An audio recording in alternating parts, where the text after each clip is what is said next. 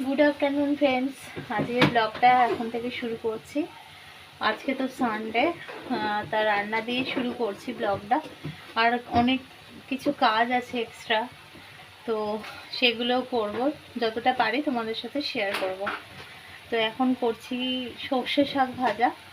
আজকে চিকেন হবে, সর্ষে শাক ভাজা হবে, আর অনেকগুলো পাঁপড় পড়েছিল দেখলাম, মানে একটা কৌটায় ছিল, আমার খেয়ালই ছিল না, সেগুলো একটু ভেজে রাখবো। ভেজে রাখলে খাওয়া হয়ে যাবে। তো তোমাদের দাদাভাই একটু আমার সাথে হেল্প করছে, রান্নায় নয়, এমনি ওই রান্নাঘরের কিছু জিনিস সরাবো, সেই জন্য একটু হেল্প করছে। রবিবার রয়েছে, আরও হেল্প করে। তো চলো দেখাই তোমাদের দাদাভাই কি করছে।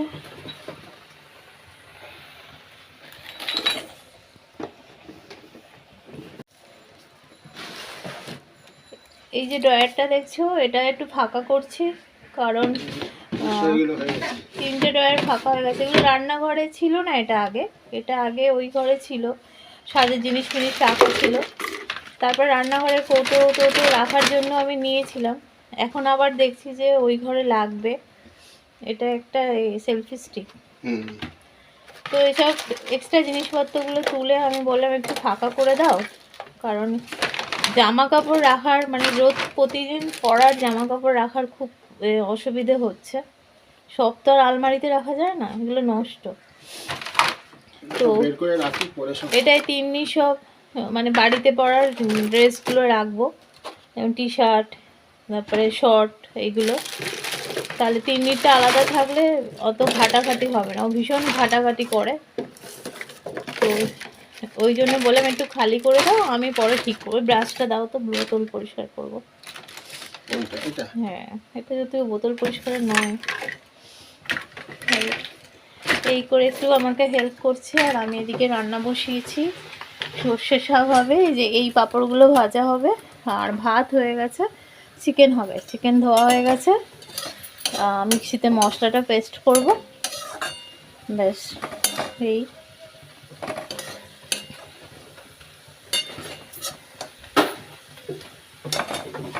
তো চলো কাজ বাজ করে নিই। অনেকদিন পর্দা টর্দা চেঞ্জ করা হয়নি।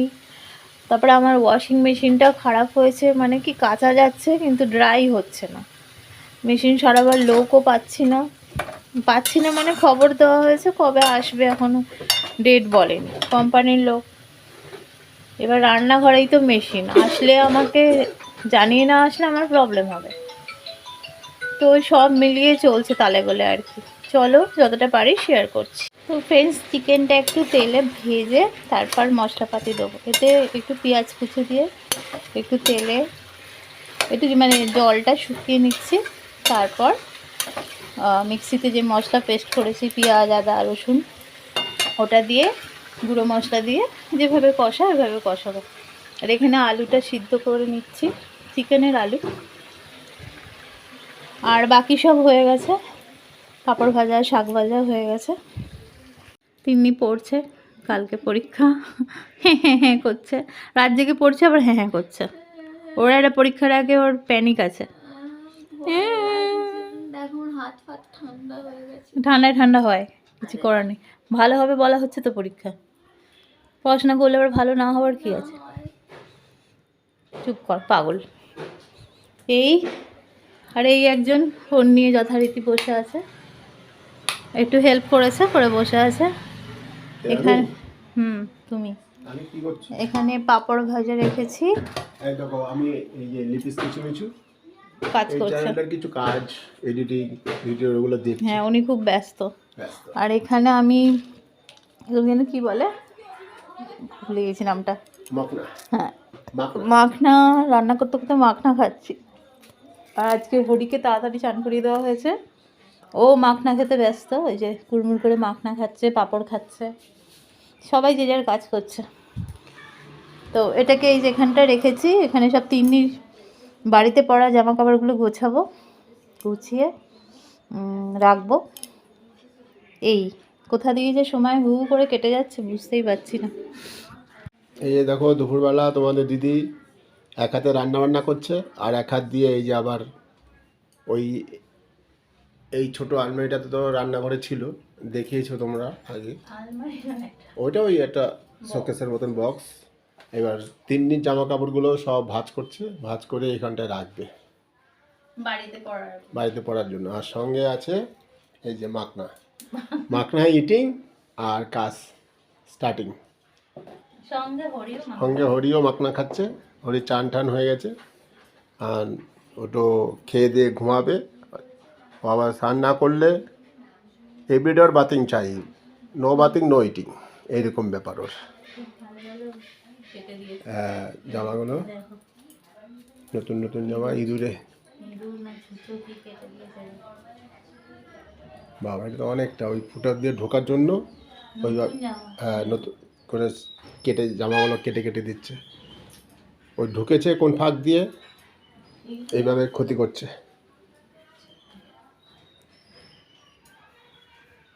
কি করে যে উৎপাত কমাবো আমি বুঝতে পারছি না।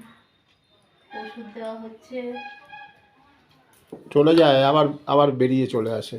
আসলে আমাদের বাড়ির ওই পিছন দিকে বড় পুকুর আছে, ওই পুকুরটা দেখা যাচ্ছে, ওই পুকুরের চারপাশে থাকে। রাত্রবেলা হলেই ওখান থেকে বেরিয়ে আসে সব, আশেপাশে সব বাড়িতে ঢুকে পড়ে। আর এখানে খাবার দাবার সব রেডি হয়ে গেছে মোটামুটি। মাংসটা হচ্ছে, তাই তো? মাংসটা হচ্ছে, হলে তিন্নি ওই ঘরে পড়াশোনা করছে, তারপর আমরা সব খেতে বসবো। এই যে দেখো, আজকে তো রবিবার, সানডে মানে ফান্ডে, আর ফান্ডে মানে চিকেন ডে। তিন্নির রবিবার দিন চিকেন চাই, তুমি যা কিছু করে দাও, কিন্তু রবিবার দিন চিকেন মাস্ট। তা তোমাদের দিদি চিকেন মোটামুটি হয়ে এসছে, আর একটুখানি হবে, ঝোলটা একটু কম রাখতে হবে, তারপরেই এটা বন্ধ করে দেওয়া হবে। লাল লাল চিকেনের পাতলা ঝোল।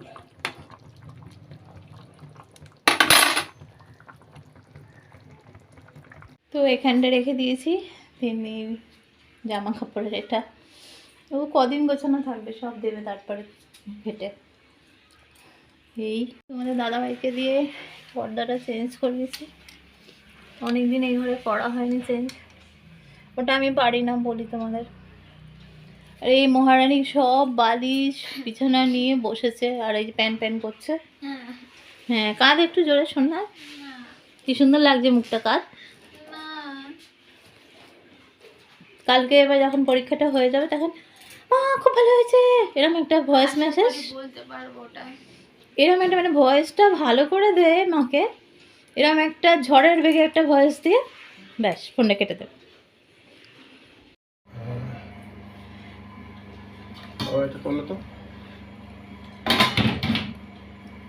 তো ফ্রেন্ডস দেখো, খাবার রেডি হয়ে গেছে। ওই যে সর্ষে শাক ভাজা, পাঁপড় ভাজা, পাঁপড়টা এক্সট্রা ভেজে নিলাম তাই। এই যে আরও এক প্যাকেট ভেজে ফ্রিজে রেখে দিয়েছি। আর এখানে চিকেনের লাল লাল ঝোল আর রাইস। আমি এবার ভাত দেবো। আর খাবে কে? খাবে তিন্নির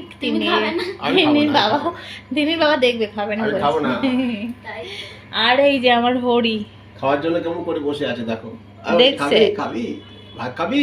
হ্যাঁ খাবে, বাবা কাঁদো করছে। আজকে অনেক আগে স্নান করে দিয়েছি যাতে জলটা শুকিয়ে যায়। কাঁদো করছে। বাবার সাথে খুব ভাব। আর তো আদো করে দাও বাবাকে, আদো করো একটু। বেশি বলো না, আবার দেবে কখন কামড়ে, পাগলা তো। আর তুরিকে খেতে দিয়ে এসেছি, চলো আমরা খেয়ে নিই, খেয়ে আবার আসছি।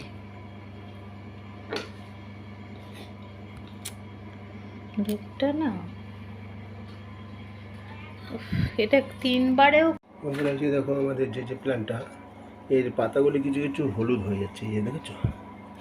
কিছু এমনি ভালো গাছটা, এই গাছটা ঘরে থাকলে মশা থাকে না, কিছু পাতা নষ্ট হয়ে যাচ্ছে। কারণটা যদি তোমরা কেউ বন্ধুরা জানো তাহলে আমাদের একটু কমেন্ট বক্সে লিখতে পারো। আর কিভাবে গাছটাকে রক্ষণাবেক্ষণ করবো, এই যে দেখো কিছু পাতা ইয়েলো কালার হয়ে গেছে। হ্যাঁ, আর নতুন গাছও বেরিয়েছে, এই যেটা নতুন টিপ। এবার গাছটাকে রক্ষণাবেক্ষণের জন্য যদি কারোর কিছু ভালো মতামত থাকে আমাদের বলো। আর এই গাছটা সবাই ঘরে রাখতে পারো, কারণ ডেঙ্গুর যা উৎপাত থাকে, এই গাছটা ঘরে থাকলে মশা থাকতে অন্তত রক্ষা পাবে। তা গাছটা কেমন লাগলো বলো। আজটা আমাদের ঘরে আসার পরে আমাদের ঘরে মশার উৎপাত অনেক কমে গেছে।